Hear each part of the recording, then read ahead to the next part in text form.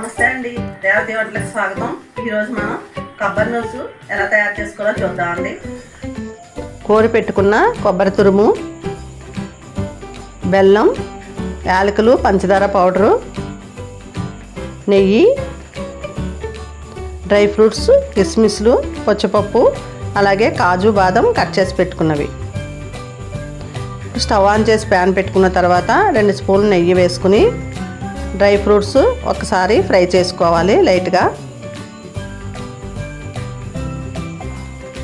Fry అయిన తర్వాత ప్లేట్లో తీసి పెట్టుకోవాలి.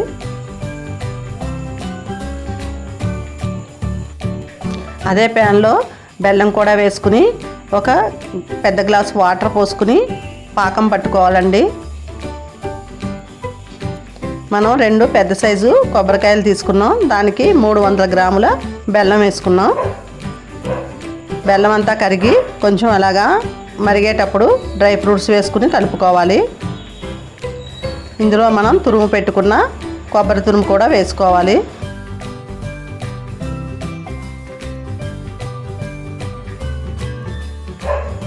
పాకం దగ్గరకు వచ్చే వరకు గరిటె పెట్టుకుని అడుగంటుకోకుండా కలుపుకుంటూ ఉండాలండి. 10 నిమిషాల తర్వాత యాలకులు, పంచదారతో కలిపి ఆడుకున్న పౌడర్ వేసుకోవాలి.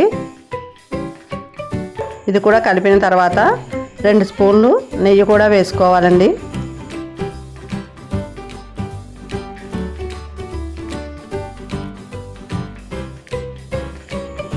ఇప్పుడు పాకం దగ్గరికి వచ్చింది కదండి, ఉండ అవుతుందో లేదో చెయ్యికి కొంచెం నెయ్యి రాసుకుని చూసుకోవాలండి.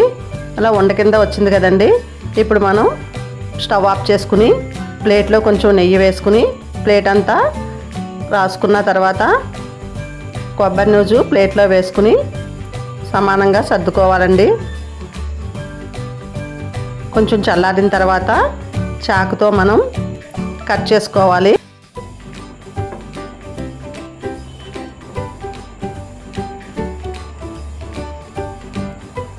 ఇలా ఉండ కింద కూడా చుట్టుకోవచ్చండి. కేక్ కింద కూడా కట్ చేసి పెట్టుకోవచ్చు.